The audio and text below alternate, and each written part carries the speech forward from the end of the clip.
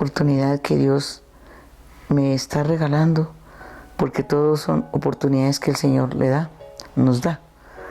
Y la verdad, en este caso, solo deseo de todo corazón que cada una de las personas que tenga la oportunidad de escuchar este testimonio experimente la presencia de Dios. Es mi mayor deseo. Todo para la gloria de Dios y nada más. Quiero compartirles la experiencia que por gracia de Dios y no por mérito mío, el Señor me ha permitido vivir, por gracia suya, lo repito, y que a través de esta experiencia Dios ha venido tocando los corazones y los seguirá tocando para que hombres y mujeres que escuchen este llamado se sientan también interpelados por el Señor a escuchar su voz, a asumir sin miedo un compromiso con Él, porque es el Señor el que nos llama a comprometernos con Él. Y si el compromiso no es con el Señor, pues no vale la pena. Pero es Dios el que está tocando hoy tu corazón, como tocó el mío, para asumir un compromiso de amor, de misericordia con nuestros sacerdotes. Recordemos que el sacerdote es Cristo mismo, es Cristo en la tierra. Cada sacerdote es territorio sagrado. Cada sacerdote, así lo entiendan o no, lo vivan o no, cada sacerdote es un Cristo vivo en la tierra. Es el Cristo vivo, o como dicen los teólogos, un alter Cristo. Los sacerdotes, como dice en el capítulo 5 de los Hebreos, versículo del 1 al 3, son hombres sacados de entre los hombres para servir al Señor. Y esos sacerdotes, esos ministros, esos hombres sacados de entre los hombres, no son ángeles, son seres humanos con limitaciones, debilidades y flaquezas. Si echamos un vistazo a las Escrituras y en algunos apartes donde muestra el carácter de Pedro, por ejemplo, que era tan impulsivo, o las actitudes de Juan, o de Santiago, o de Tomás, nos damos cuenta de que Dios cuenta, se atreve a contar, incluso con nuestras limitaciones. Él sabe de qué estamos hechos. Y sin importar esas limitaciones, su amor va mucho más allá. Por eso el amor de Dios no conoce límite, no conoce límite. De tal manera que hoy el Señor toca la puerta de tu corazón y el mío. Y al escuchar estas palabras, y sobre todo,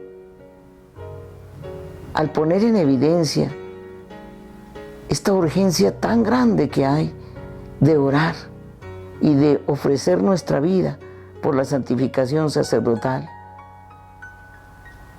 es importantísimo que no la dejemos pasar de largo y que tengamos el valor de asumir una respuesta de compromiso con el Señor.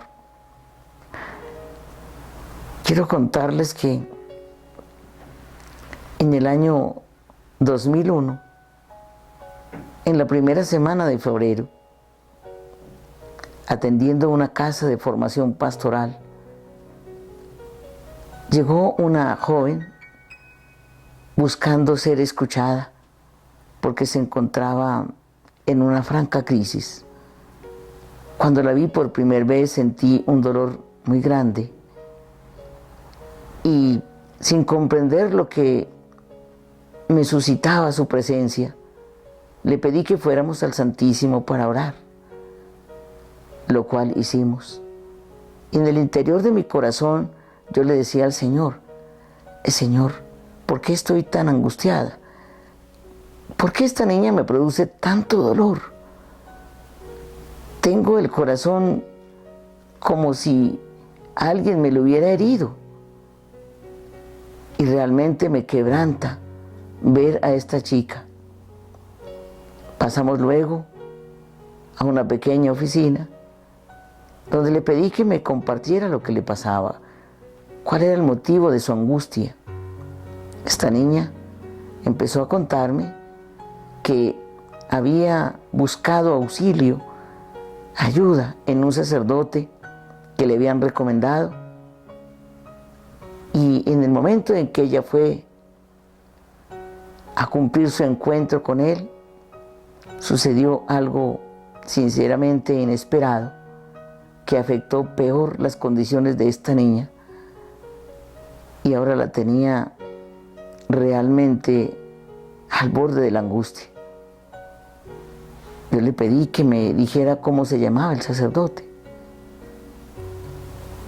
Ella pronunció su nombre, pero yo le pregunté también que me lo describiera físicamente, y ella lo describió físicamente.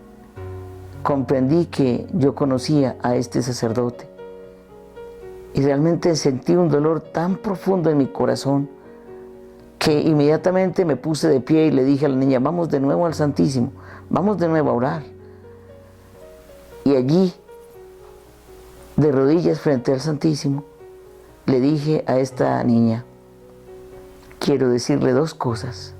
Una, que el Señor aquí presente tiene el poder de sanarla, de liberarla, de romper cualquier cosa que esté afectando o alterando su vida espiritual, inclusive la física, por supuesto. Pero parte de esa sanación y de esa liberación es importante que usted y yo nos comprometamos hoy y ahora mismo a ofrecer nuestra vida por la santificación de este sacerdote. Vamos a orar por él, porque es necesario impedir con nuestra oración que este sacerdote, Dios no lo quiera, se vaya al infierno, quién sabe con cuántas almas, por esta situación tan delicada en que está involucrado. Ella, en medio de lágrimas, le dijo al Señor, ahí frente al Santísimo y de rodillas, que le ofrecía su vida por la santificación de este sacerdote y que en adelante oraría por él. Yo hice lo propio en silencio. Luego, después que ella se fue, yo me quedé en medio de un dolor muy grande. Me tendí en el piso, oré y lloré y le supliqué al Señor misericordia por este sacerdote. Fue una tarde de mucho dolor, de mucho sufrimiento. Fui a la Eucaristía, ofrecí la Eucaristía por él. Y al regresar a mi casa, hice lo posible, por supuesto, por disimular lo que me pasaba, porque no quería que mi esposo se enterara de nada. Luego, ya a las 2 de la mañana, sentí que alguien tocó mi hombro y con voz apremiante me dijo, levántese a orar por los sacerdotes. Me puse de pie rápidamente, me retiré a orar y a llorar y a suplicarle al Señor que tuviera misericordia de este sacerdote y de todos los sacerdotes que estuvieran en crisis o involucrados en ataques del enemigo. Eso sucedió el lunes de esta primera semana de febrero, pero durante el transcurso de la semana, hasta el viernes, no faltó ningún día personas que iban buscando orientación, buscando cómo entender lo que les estaba pasando en medio de una crisis muy terrible como consecuencia de la conducta de algunos sacerdotes. Pero todas las noches, siempre a las 2 de la mañana, era despertada por esa misma voz. Levántese a orar por los sacerdotes. Transcurrieron 10 días donde todas las noches la misma voz me interpelaba, pero en el 10º día, miércoles para amanecer el jueves a las 2 de la mañana, fue la última vez que escuché esta voz. Cuando me despertó y fui corriendo a orar, como todas las noches, como todas las madrugadas, escuché físicamente la voz del Señor, pero no vi su figura, lo escuché físicamente. Y sus palabras fueron estas: ya no llore más, no se rasgue tanto las vestiduras por los sacerdotes, rásguese el corazón. Yo le pregunté: Señor, ¿qué es lo que tú quieres que yo haga? Y Él me dijo: quiero que repare por ellos. Yo le pregunté: Señor, ¿y qué es reparar? Y Él me dijo: si alguien coge una vasija y la deja caer y se rompe, otro coge los pedazos y los añade. Eso es reparar. Pero la reparación sacerdotal no se hace con los dedos, sino con la vida. Y agregó el Señor: yo soy el gran reparador, porque yo vine al mundo a entregar mi vida en reparación de los pecados de toda la humanidad. Ahora yo estoy buscando almas víctimas, almas oblativas, que se entreguen como yo me entregué, para orar, para reparar por las faltas sacerdotales y arrancarle al demonio las almas consagradas, hasta alcanzar su santidad. Y luego me dijo: ve a buscar Colosenses 1:24 y mira esa palabra, léela, porque ese es el fundamento teológico de este llamado que te estoy haciendo. Fui corriendo, busqué una Biblia y efectivamente leí el texto, el cual dice: ahora me alegro por lo que sufro por ustedes, porque de esta manera voy completando en mi carne lo que falta a la pasión de Cristo por su cuerpo, que es la iglesia. Cuando leí este texto, me di cuenta que encajaba perfectamente como anillo en el dedo el texto bíblico al llamado del Señor. Pero Él agregó: en adelante deberás amar a los sacerdotes como una madre ama a sus hijos y entregar tu vida por ellos. Yo le dije al Señor: aquí estoy, Señor, quiero hacer en todo tu voluntad. Toma mi vida, haz lo que quiera de ellas, dispón de mí, pero sácame de esta angustia que me está destrozando. Entonces sentí una paz profunda en mi corazón, una luz llenó aquel lugar y traspasó todo mi ser. Sentí una paz infinita y un amor muy grande por todos los sacerdotes, un amor de mamá, un amor de madre. Es el mismo amor que siento ahora y con el cual seguramente moriré y continuaré en el más allá, con la gracia de Dios. Yo quiero preguntarles a ustedes que en este momento me están escuchando: ¿qué saben ustedes de los sacerdotes? ¿Qué han oído hablar? O de pronto, ¿qué les consta? Pero ya sea una u otra cosa, yo quiero también que usted escuche esta voz del Señor en su interior como yo la escuché. No se rasguen tanto las vestiduras por los sacerdotes. Rásguense en el corazón, ofrezcan su vida por ellos. Descubra cuál es la dignidad tan grande que Dios le ha dado a los sacerdotes. Realmente, como dicen del santo cura de Ars, en cada sacerdote está Dios escondido. Veamos el rostro de Dios en cada sacerdote. En algunos su imagen desfigurada, en otros herida, en otros muy lastimada, en otros muy confundidos. Pero allí está el Señor implícito en esa naturaleza en ese hombre, delgado, gordo, bajito, alto. Su anatomía es lo de menos, su físico tampoco. Lo que importa es no tanto la vasija, sino lo que Dios se le ocurrió colocar dentro de ella.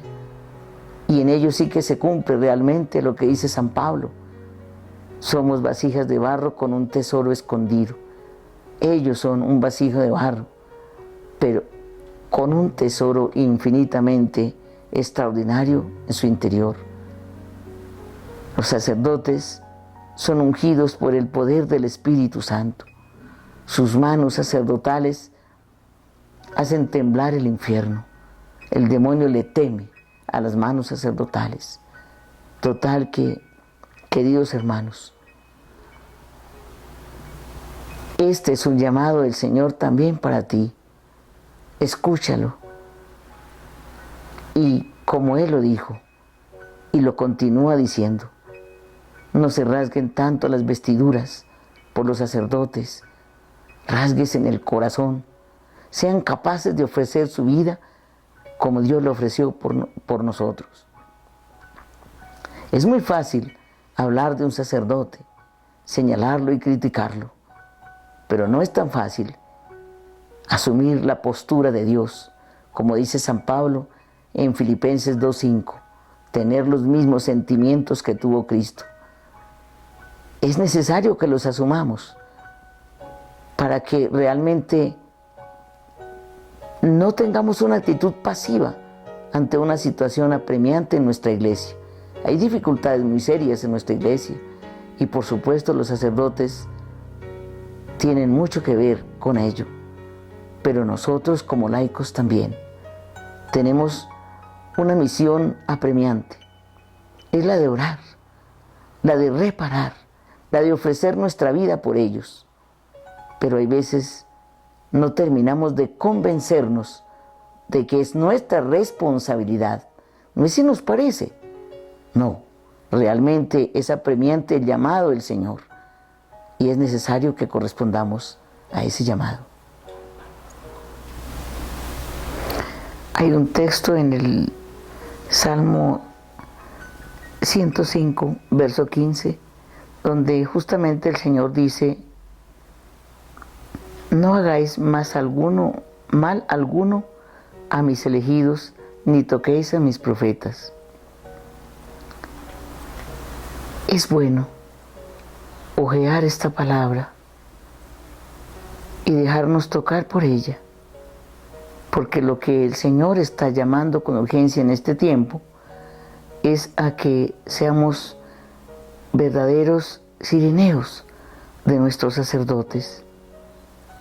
Y la mejor manera de demostrarle el afecto a un sacerdote es orando por él, ofreciendo la vida por él, doblando la rodilla por él.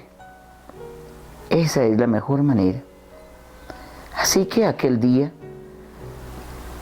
después de esta primera experiencia, luego debía de abandonar la casa pastoral donde estaba trabajando casi 3 años.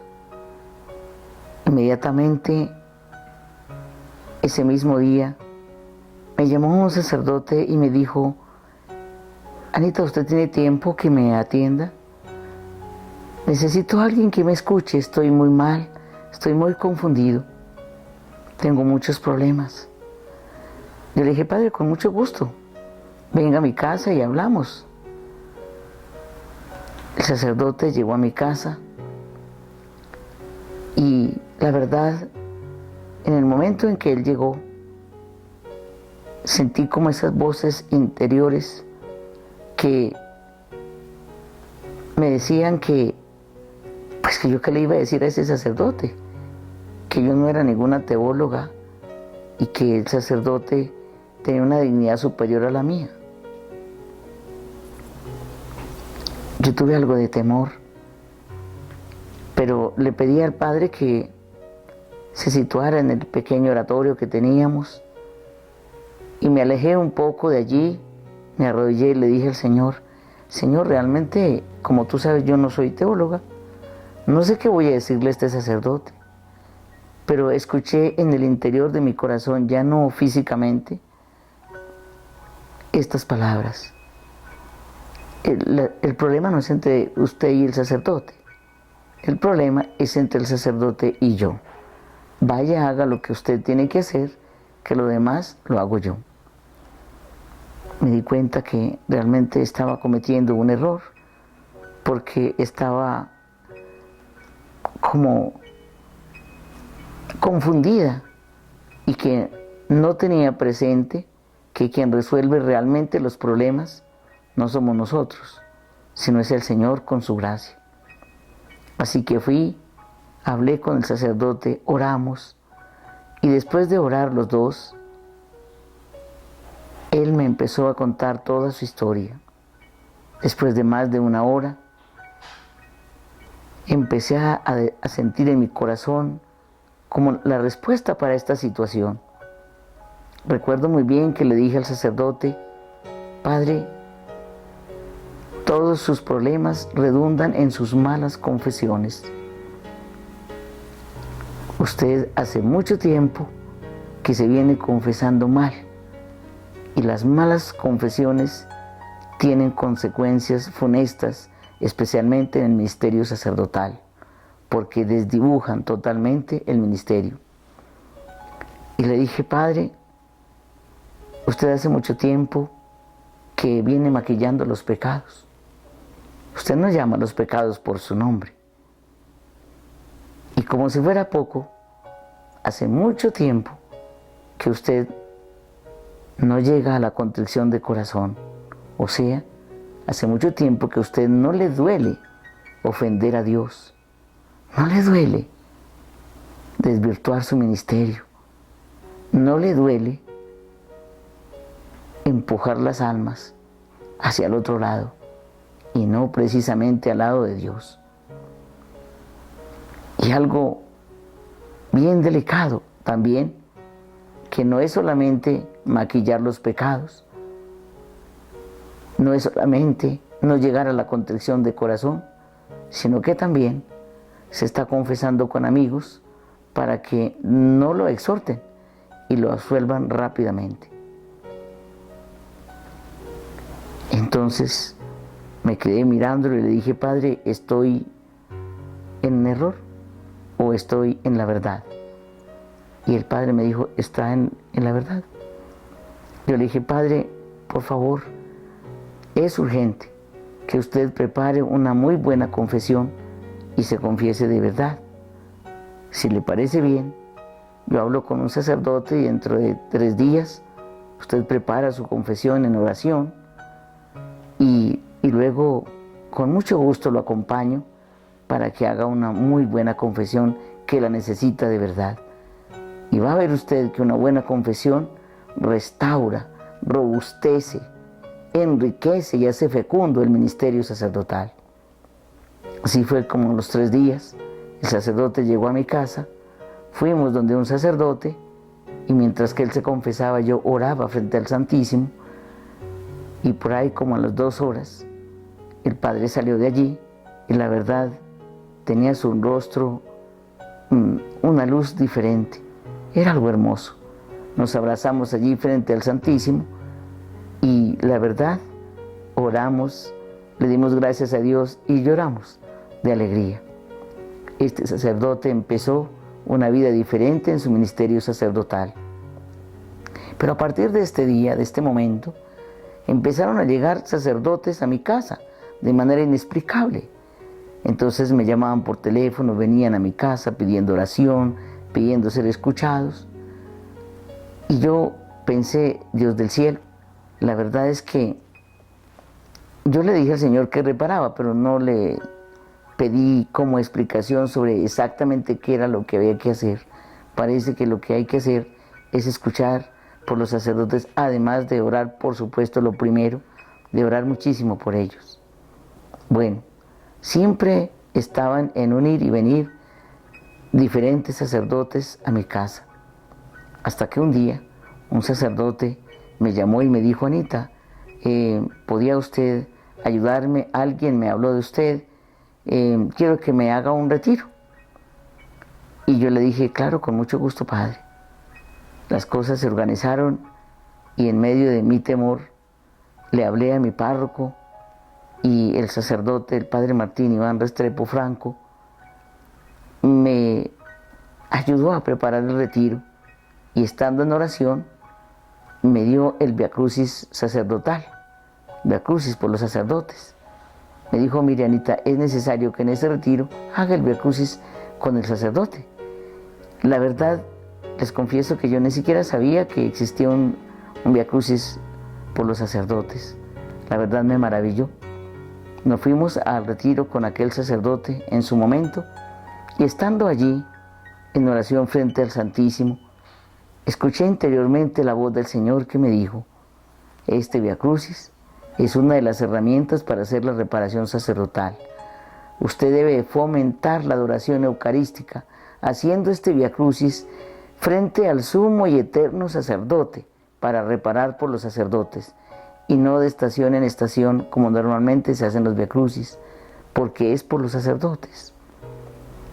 Me dijo, debes también fomentar la maternidad espiritual haciendo que las mujeres sientan en su corazón este llamado y a ejemplo de la Santísima Virgen María, deseen ardientemente adoptar a los sacerdotes como a hijos y aprender a amarlos santamente, orando y ofreciendo diariamente la vida por ellos.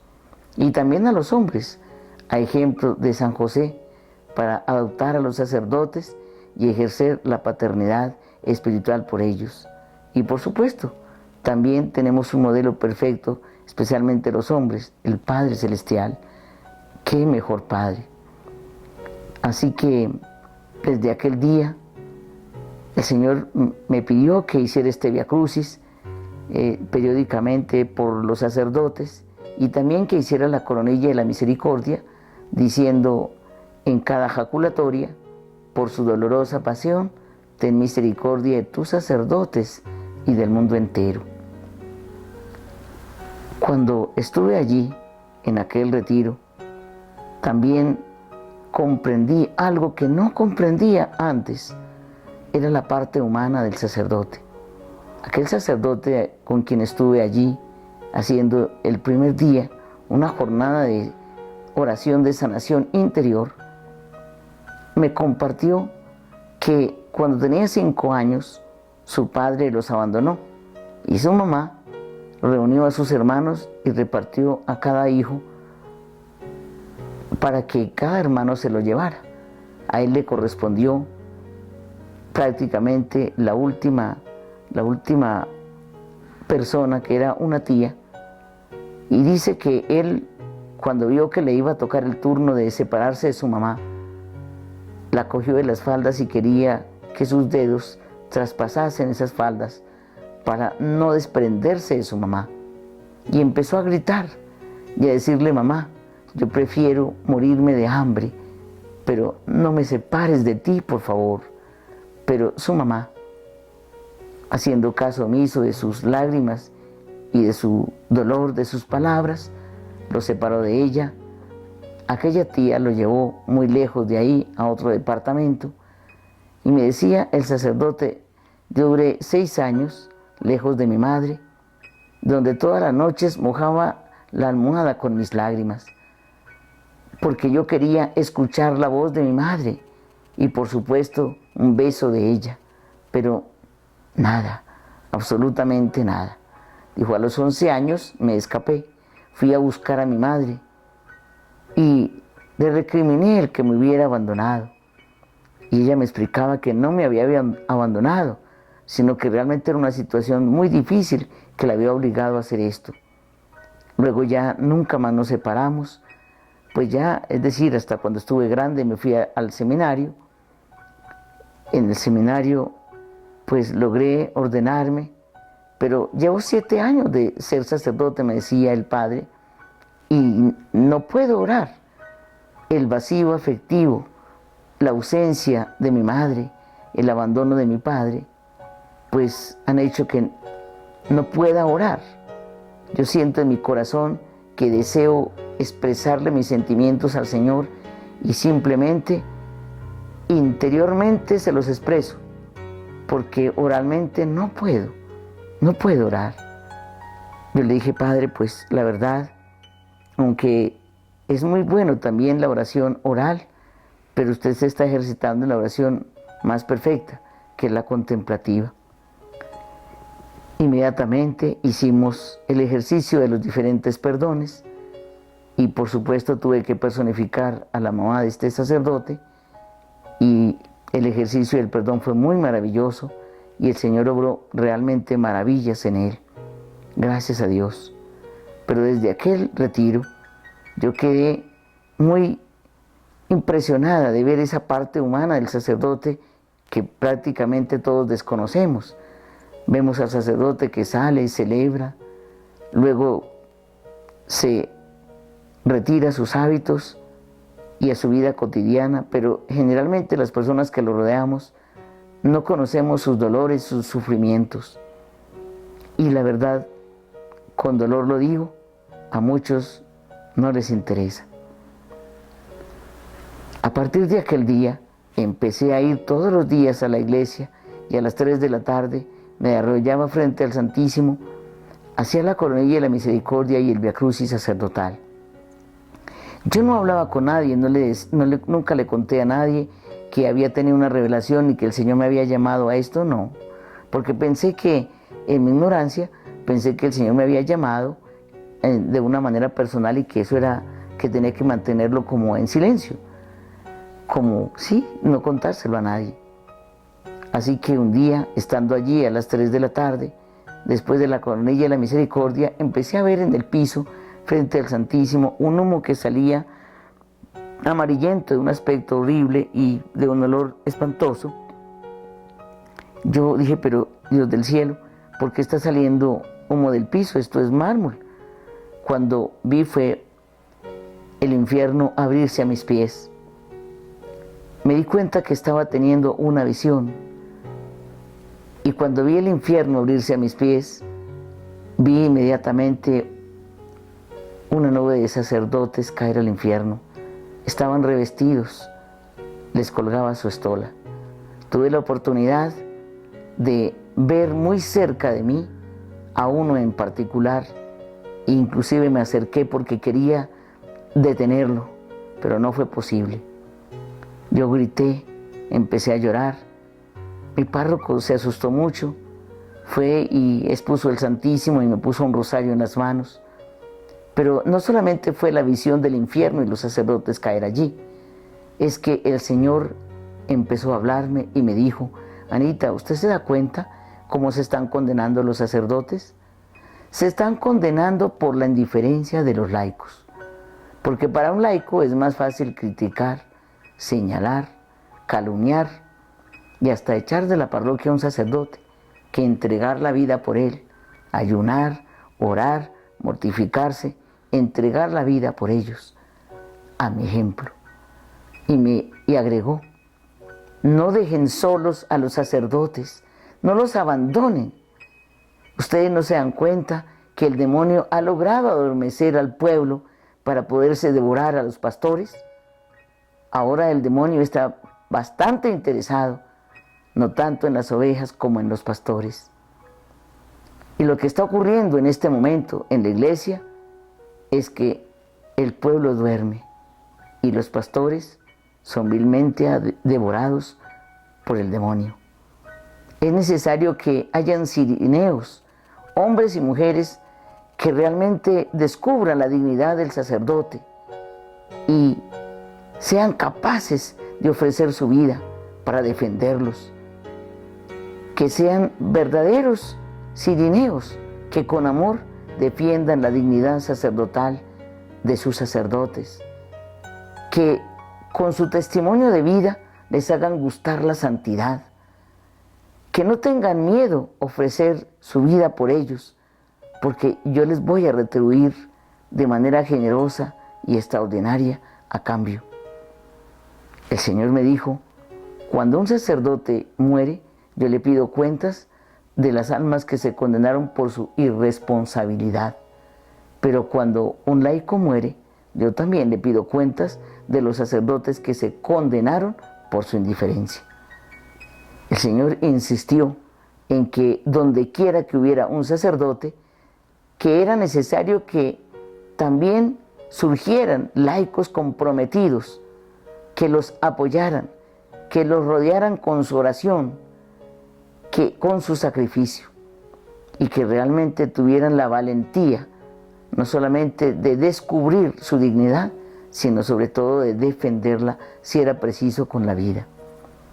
Ese día el Señor me dijo: usted, Anita, no puede quedarse callada, usted tiene que hablar, tiene que ir y hablar con los obispos, con los sacerdotes, con los laicos. Usted tiene que lograr que se hagan cenáculos en las parroquias, se haga la adoración eucarística, la coronilla de la misericordia, el viacrucis sacerdotal, el Santo Rosario, y que siempre los jueves se termine el cenáculo ofreciendo todos la Eucaristía con la única intención de orar por la santificación del sacerdote del lugar, del párroco, de los sacerdotes que hayan allí. Que cada laico se sienta realmente responsable de su párroco o de los sacerdotes, de los obispos, de la diócesis, porque es necesario orar por todos. El Señor me ordenó que no me quedara callada. Y en efecto, a partir de ese día, empecé a visitar a los grupos apostólicos, visitar a los sacerdotes, visitar a los obispos y dar a conocer esta experiencia de Dios, este llamado de Dios en la iglesia y para la iglesia. No es proponer nada nuevo, es hacer nuevo lo que ya existe en el nombre del Señor. Es hacer cenáculos en cada parroquia para sostener la santidad sacerdotal, para fortalecer la gracia de Dios concedida y confiada a sus hijos más amados, a sus sacerdotes. Más adelante, en el año 2007, salió este documento publicado por el cardenal Claudio Jones.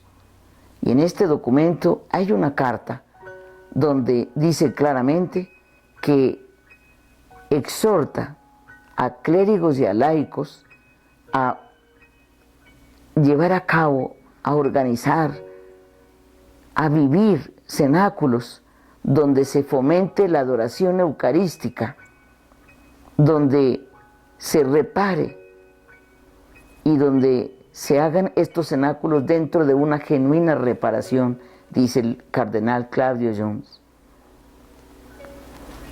Quiero invitarlos para que consigan este documento, porque las revelaciones que Dios hace en la iglesia, esas revelaciones privadas, tienen que tener un fundamento, por supuesto, enmarcado dentro de los fundamentos de nuestra iglesia.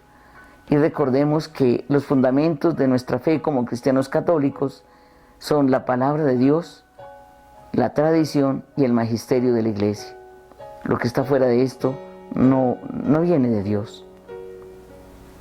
Así que a partir de este día me di a la tarea de difundir este mensaje, de hablarle como en este momento lo estoy haciendo a ustedes, de ser ese instrumento dócil en las manos del Señor para lograr que las almas se sientan tocadas por el poder del Espíritu Santo, porque como es el Espíritu Santo el alma de nuestra iglesia, es el Señor por medio del Espíritu Santo suscitando esta experiencia en la iglesia.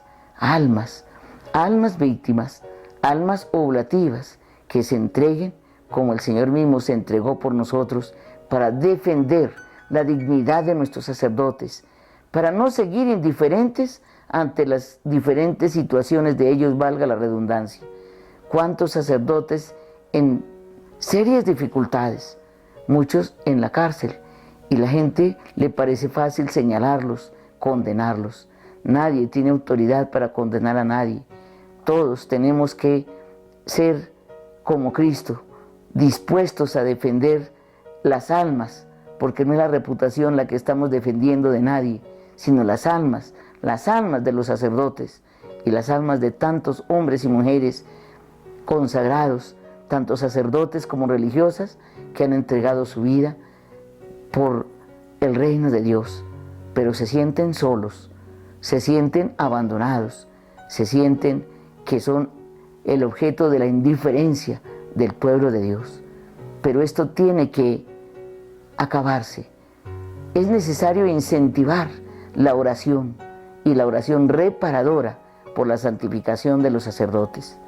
Ahora, el Señor, después de unos años, nos ha permitido organizar una comunidad que se llama Asociación de Fieles Laicos San Juan Pablo II, Reparación Sacerdotal.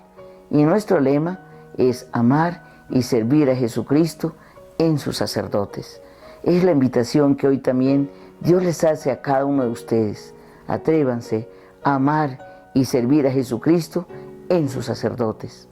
Tenemos también un programa en Radio María todos los miércoles a las 12 de la noche hasta las 5 de la mañana para amanecer los jueves. Se llama Vigilia Sacerdotal desde hace 5 años. También tenemos la oportunidad de hacer retiros para socializar esta espiritualidad y darla a conocer. Es necesario que nos demos a la tarea de asumir una actitud responsable en nuestra iglesia. En el Catecismo de la Iglesia Católica, en el numeral 1550, el Señor nos muestra a través de este catecismo cómo es de importante y cuál es la dimensión de la dignidad sacerdotal. Es necesario que miremos ese numeral 1550 del Catecismo de la Iglesia Católica para que nosotros entendamos un poco quiénes son los sacerdotes, cuál es su dignidad y por qué es tan importante que nosotros como cristianos católicos no temamos y no seamos cobardes para asumir una responsabilidad y un compromiso con ellos, de apoyarlos, de estar cerca de ellos. Y cuando hablo de cerca, no quiere decir que violemos su privacidad. Si algo debemos hacer, y eso es una obligación, no es una opción, es una obligación tener en alta estima la privacidad de nuestros sacerdotes. Un cristiano que se respete no debe estar por ahí comentando que vio, que oyó esto o aquello de este o aquel sacerdote. Realmente, en ese sentido, tenemos que obrar con caridad y con respeto y nunca comentar las cosas personales de nuestros sacerdotes. Basta que digamos, hay un sacerdote que tiene una dificultad y debemos orar por él. No hay necesidad de hablar de los detalles porque de eso se ocupa el Señor. Lo que nosotros tenemos que hacer es actuar con sobriedad, pero también con decisión. Unirnos a la Santísima Virgen María, nuestra Madre. Consagrar todos los días a través del Santo Rosario a nuestros sacerdotes. Y sobre todo tener la hermosa costumbre de decir periódicamente: Señor, Dios trino y uno, permítenos sumergir en el cáliz bendito de tu sangre, en cuantas Eucaristías se están celebrando en el mundo, a todos nuestros sacerdotes y a nuestros religiosos y religiosas. Libéralos, sánalos con el poder redentor de tu sangre bendita y de tus santísimas llagas. Hazlos santos, como santo eres tú. Y sobre todo, queridos hermanos, es necesario agradecerle a Dios por haber perpetuado su presencia entre nosotros a través del sacerdote. Aquí en la tierra pueden haber muchos santos, hombres y mujeres, pero nadie tendrá nunca la dignidad que tiene un sacerdote, aunque sea un pecador, porque la dignidad tan grande que Dios le ha concedido a los sacerdotes no se la dio ni siquiera a los ángeles, ni siquiera a la Santísima Virgen María, Madre sacerdotal por excelencia. Por eso con amor, con humildad. Busquemos siempre la protección maternal de la Santísima Virgen María para nuestros sacerdotes. Oremos sin cansarnos por ellos. Y les repito, los jueves sacerdotales por excelencia, también invitemos a nuestros sacerdotes a celebrar por sí mismos. Una de las cosas que me dijo el Señor el día que vi el infierno abrirse a mis pies fue que los sacerdotes no celebraban por sí mismos y que existen unas fórmulas específicas en el misal romano que los sacerdotes no utilizan porque nunca celebran por sí mismos. Pues es necesario que los laicos les ayudemos para que sí lo hagan. Y es, pues, pidiéndoles que celebren una misa periódicamente por ellos. Si lo hacemos, pues ellos no tendrán otro remedio que orar, que celebrar por sí mismos y usar estas fórmulas de las que el Señor me habló y me decía que urgiéramos a los sacerdotes para que usaran esas fórmulas del misal romano y que por favor celebraran por sí mismos. Ojalá que los sacerdotes asuman esto, que Dios y la Santísima Virgen María, nuestra Madre, Madre sacerdotal por excelencia, continúe bendiciendo a nuestros sacerdotes y continúe bendiciendo a nuestras familias y suscite en nuestros hogares un gran semillero de santas vocaciones sacerdotales y religiosas, y especialmente lo pido para nuestro carisma de la reparación sacerdotal. Queremos construir una comunidad donde hayan sacerdotes y religiosas con deseos de santidad y sobre todo que hayan laicos también, muchos laicos, que sinceramente y de corazón den el paso al frente y le digan como María, sí al Señor. Nos comprometemos a ofrecer nuestra vida por la santificación sacerdotal, recordando este lema: debemos amar y servir a Jesucristo en sus sacerdotes. Dios los bendiga.